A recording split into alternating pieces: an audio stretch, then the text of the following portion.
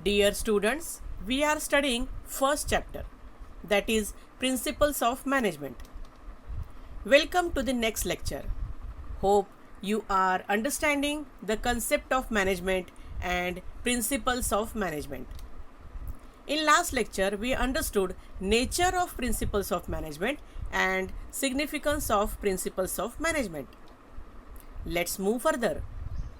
Today, we will talk about management theories and management thinkers. And later, we will see first 5 principles of management given by Henry Fayol. Henry Fayol has given 14 principles of management. But today, we will going to understand only first 5 principles. Okay? So, are you ready? Look the theories of management. You know that management principles are guidelines to take decisions or actions while practicing techniques. These principles are a broad and general guideline for decision making and behavior. Management theories are the set of such general rules that guide the managers to manage an organization. These theories provide a set of general positions which are applicable when certain conditions are present. These have been developed on the basis of observation and experimentation as well as personal experiences of the managers. Depending upon how they are derived and how effective they are in explaining and practicing managerial behavior, they contribute towards the development of management both as a science and as an art. There are a number of management thinkers who have introduced these theories which are based on different approaches. Management thinkers such as F.W. Taylor, Elton Mayo, Henry Fayol have introduced these theories. These theories provide set of principles which are flexible and can be modified by the manager when the situation so demands. They gave the manager enough discretion to do so. These theories of management provide solutions to managers and society who are facing recurring types of problems such as environmental issues, behavioral problems, health problems, labor issues, lack of motivation, pandemics, etc. And these old theories are the basis of modern management theories, right? So that you must understood these old theories. We know that Henry Fayol's administrative theory of management is the basic theory, or we can say important theory. Henry Fayol was a French mining engineer. He graduated from the Mining Academy of Saint Etienne in 1860 in mining engineering and later rose to the position of the chief managing director. His theory deals with organization of production in the context of a competitive enterprise that has to control its production cost. Based largely on his own experience and observations, he developed his theory of management. He believed that the number of management principles that might help to improve an organization's operations is potentially time limitless. It was published in his famous book General and Industrial Management in 1949 and is widely considered a foundation work in classical management theory. In this book, he suggested 14 principles of management. Due to his contribution in development of management thoughts, He is called as father of modern management.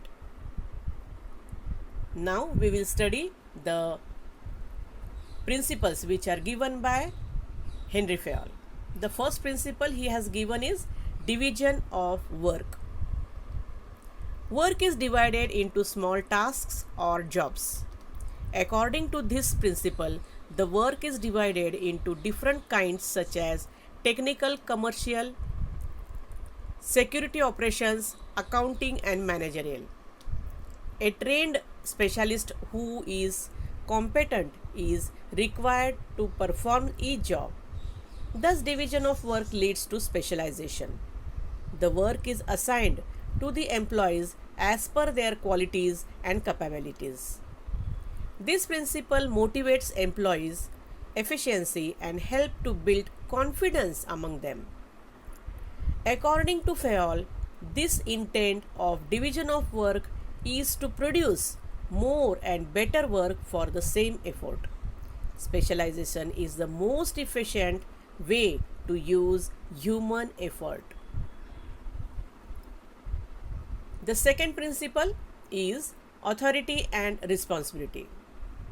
According to Fayol, authority is the right to give orders and obtain obedience, and responsibility is the corollary of authority. In other words, authority is the right to take decisions. Authority is both formal and informal. Managers require authority commensurate with their responsibility. There should be a balance between authority and responsibility. An organization should build safeguards against abuse of managerial power. At the same time, a manager should have necessary authority to carry out his responsibilities. Are you getting the point? For example, a sales manager has to negotiate a deal with a buyer. If he wants to permit period limit for credit should be increased to attract the buyers, he should be given the authority to some extent, right? The third principle is principle of discipline. You know this.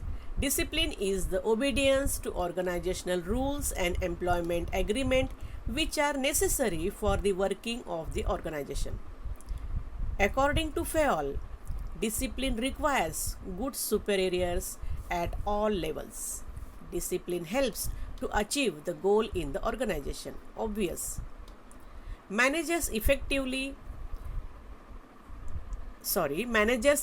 leadership always result in good discipline. Here, discipline when applied would mean that the workers and management both honor their commitments without any prejudice towards one another. There must be a clear understanding between the management and workers regarding the organization's rules. It is expected that discipline should be observed at all levels of management. You can remember the three levels of management, that is lower level of management, middle level management and top level management. So according to Fayol, it is expected that discipline should be observed at all levels of management. See the fourth principle, that is principle of unity of command. According to Fayol, there should be one and only one boss for every individual employee. Each member of organization should receive orders from only one superior. If an employee gets orders from two superiors at the same time, what will happen? At this time, the principle of unity of command is violated. The principle of unity of command states that each participant in a formal organization should be receive orders from and be responsible to only one superior. Fayol gave a lot of importance to this principle. He felt that if this principle is violated, authority is undetermined discipline is in jeopardy, order disturbed, and stability threatened. This principle resembles military organization. Dual subordination should be avoided. This is to prevent confusion regarding tasks to be done. Suppose a salesperson is asked to clinch a deal with the buyer and is allowed to give 10% discount by the marketing manager. But finance department tells him or her not to offer more than 5% discount. Now there is no unity of command. This can be avoided if there is coordination between various departments. Right? See the next principle, that is unity of direction. According to Fayol, there should be one head and one plan. Each and every organization, all the units of an organization should be moving towards the same objectives through coordinated and focused efforts towards the organization. Each group of activity having the same objective must have one head and one plan. This ensures unity of action and coordination. For example, if a company is manufacturing motorcycles as well as cars, then it should have two separate divisions for both of them. Each division should have its own in charge and plans and execution resources. On no account should the worker of two divisions overlap, right? In this way, today we learn first 5 principles of management given by Henry Fayol. Now let's review today's learning. We understood principles of management. First principle, division of work. Second, authority and responsibility. Third one, principle of discipline. Then principle of unity of command, and then principle of unity of direction. Hope you understood the 5 principles of management given by Henry Fayol. In next lecture, we will discuss remaining principles given by Henry Fayol. Thank you for watching today's lecture attentively.